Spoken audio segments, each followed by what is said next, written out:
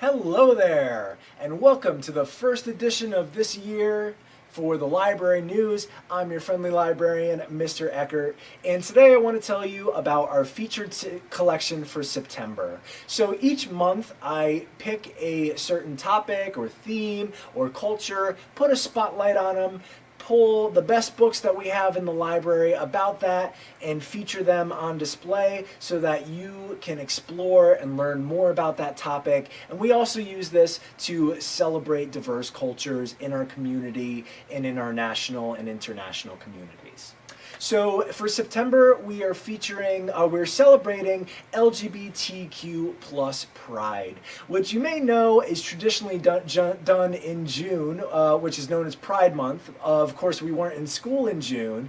And it's also important to note that when we're celebrating diversity and celebrating cultures, this is not something that we do just, for 1 month that is a designated month. It's something we do all year long for a couple of reasons. First off, it's important to have representation of everyone in our community, right? So when we're looking at the books we have in the library and the posters on the wall in our school and our community at large, it's important to say to everyone, you are part of our community, we are all neighbors, we are all part of this together. And it's also important for learning more about other cultures.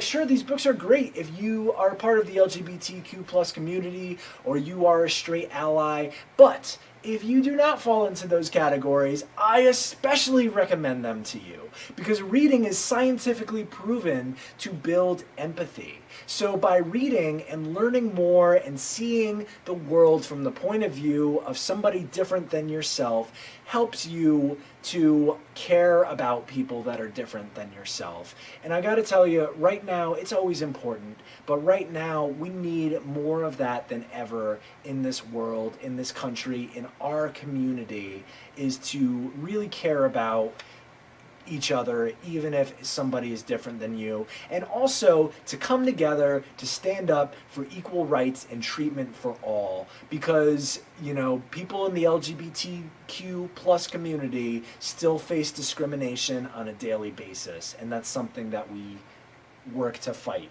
and we have to do it together. So I just want to highlight a few books that we have in this collection that I would recommend. We have several books about gender identity. This one right here, Beyond Pronouns and Bathrooms, is probably the most comprehensive. When you think of gender identity, maybe you think of just when people are transgender or, national political debates about using bathrooms and locker rooms, but there's so much more to it than that. Every single person has a gender identity, whether they realize it or not. And it's important to really understand what goes into that. And so this book can help you understand what is a pretty complicated topic, but an important one. Then we have some books, nonfiction, that focus on history, like A Queer History of the United States, Rainbow Revolutionaries, or The Road to Marriage Equality. Because too often when history is taught, it's taught from the point of view of the dominant culture, and if you are in one of these subcultures, your story, chances are, hasn't been told for a long time.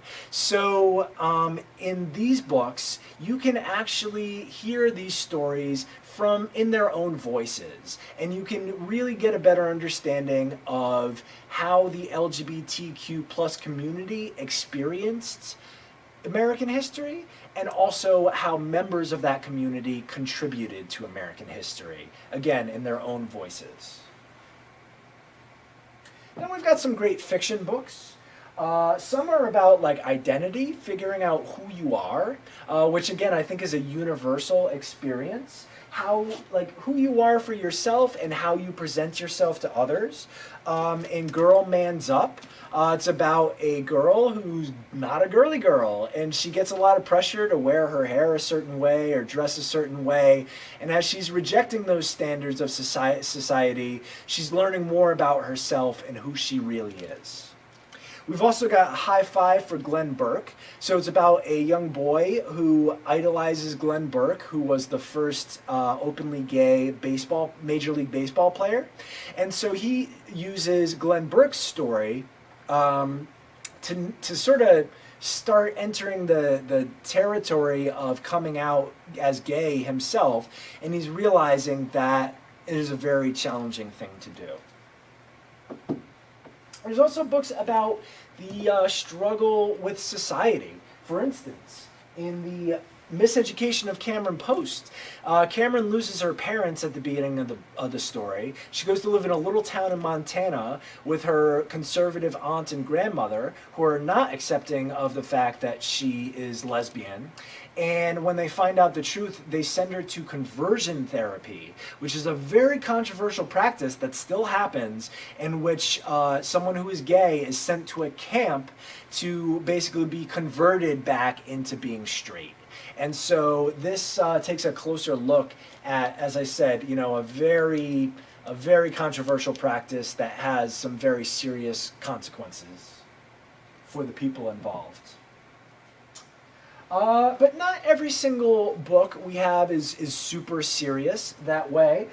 We have some fun books like The Best Man. So this is about a teen boy who becomes the best man for a gay wedding between his uncle and a teacher who he really admires. And he's not really sure how to be a best man, so this is more of like a funny, heartwarming story. We've also got The Last True Poets of the Sea. Is kind of cool. It's almost like a mystery.